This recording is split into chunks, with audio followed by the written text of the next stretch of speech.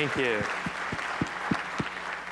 So I've got about 10 minutes to chat with you a little bit about my most recent unicorn exit. I am doing a Q&A after, which I'll happily go into great detail right after this upstairs on the third floor. So the talk is high-speed exit, 0 to 1 billion in 2.5 years. How do we do it? Hopefully I can teach you a little bit of how we did it with Cruise, and maybe you can learn for your startup. In case you didn't see the news, I was an early investor and on the board of a company called Cruise. We were building a self-driving car technology to retrofit cars to become self-driving. And it's the sixth fastest VC exit to $1 billion. So some pretty good news. So how do we do that? One of the things that we look for, we have certain filters when we invest at Maven. And it's always about the team and the vision worth fighting for. So when we say vision worth fighting for, and by the way, a blog about this, you can find our blog on mavenventures.com. We spent a lot of time thinking through this with the founding team. We have to make sure that this is a grand vision that's going to serve and potentially serve a multi-billion-dollar market. Every one of our investments we think can achieve that kind of scale. It's something that's solving an unmet need that's really important. And in the case of self-driving cars, in 2013, most people thought this wasn't going to happen for 30 years. The truth is that the technology was innovating so quickly, and it was solving such an important problem, the traffic accidents and deaths, pollution, productivity, that this was going to happen, we thought, much, much sooner.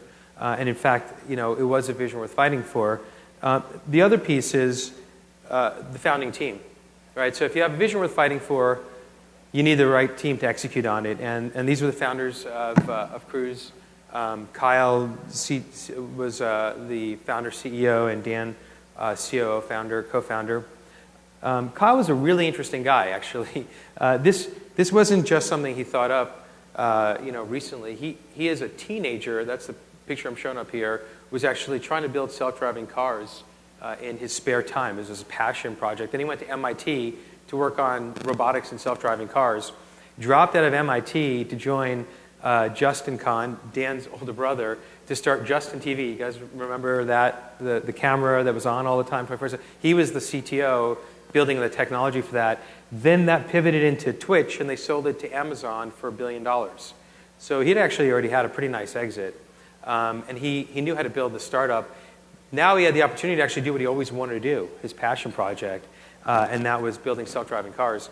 And at the same time, luckily for me, I was thinking, I want to invest in this space, but how do I invest in a startup competing with Google? They were the only ones really doing this. The world has changed in the last year. You guys are probably reading all about it with Uber, buying Otto, and essentially Carnegie Mellon. We have Uber self-driving cars already working in Pittsburgh. Google cars are all over Mountain View, in Palo Alto. GM and Cruise cars are now all over Arizona. So it's going to be here, this year, next year. You're going to start seeing them all over LA. We had this very interesting, critical decision.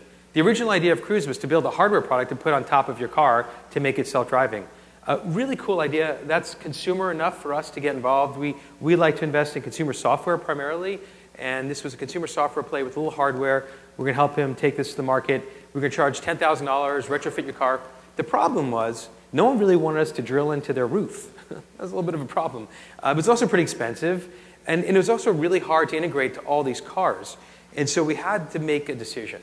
How are we going to scale this business? We didn't think that was going to scale. But we had something that was really working well, which was the software. So we just basically scrapped the hardware piece and focused on the software. And once we did that, it was magical. Once we did that, all the OEMs, the GMs and Fords and Toyotas, all were interested in what we were doing. The Ubers and Lyfts were starting to look at this kind of technology. They realized how threatening it was potentially to them. And so, we tried to do partnerships with these companies, and all of a sudden, we realized we couldn't just partner, but one of them needed to own this because it had to be integrated. And that's how we went from 0 to $1 billion in 2.5 years. And we got lucky. We were in the right place at the right time. But we did all the right things along the way to put us in a position to get lucky. And so that's something they have to think about is, make those right decisions along the way, and hopefully you'll be in a position to get lucky and then take action. So just briefly about Maven Ventures, we've had some nice successes. Our first fund, we were invested in Cruise, which was our largest exit, but we actually had even another exit since then. You guys might have read about a company called Chariot. And we had this vision of building these 14-seat vans to take people around commute times. We thought that, we love what Uber and Lyft were doing, but Uber Pool and Lyft Line really weren't solving that problem because you can't really show up to work 10 or 15 minutes late. So we created a system where it was much better than a bus because it was like an Uber experience. You can actually know when your Chariot's going to be there. It's just as cheap as Uber Pool, Lyft Line, much cheaper than Uber, almost the same price as a minibus, but much better experience. And we started scaling this all over San Francisco. And we just announced 2 weeks ago we sold the company to Ford. So now Chariot is part of Ford, and you're going to start seeing these all over LA as well. So that's our most recent exit. We're also investors in companies like Zoom, which is an amazing video communication platform. It's competitive to like Skype or WebEx. If you don't use it, you should. It's amazing. Wealthfront, AngelList. So we're now investing out of our second fund, and we're actively looking to invest in great consumer software companies that we can help scale to billion-dollar exits. In particular, I'll mention a few things that we are really excited about. We're very actively looking at health companies, consumer health, or B2B2C. We think that there's a lot of innovation happening now, and now is the right time to be investing and building great health companies. It's ripe for disruption. We love fintech. We've done well in fintech, so we're looking at fintech. We've invested in a company called AltSpace in the VR space, but we're still looking to do more VR and AR investing. And that's my talk. So please join me for the breakout session. Happy to go into detail about Cruise or some of the other. In my blog, which I recommend you guys, if you have a chance to read it, I go through the 10 things you have to be, I think, a successful billion-dollar company. The vision worth fighting for and the team are 1 and 2. There's really important things in there like culture. We could talk a little bit about that after.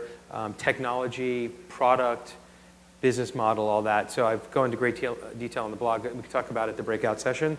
And please feel free to follow us on Twitter. We're actively, we're active on our social media. And I don't think I'm going to take any questions here because we'll save that for the Q&A. We'll get you guys back on schedule. Thank you very much for your time.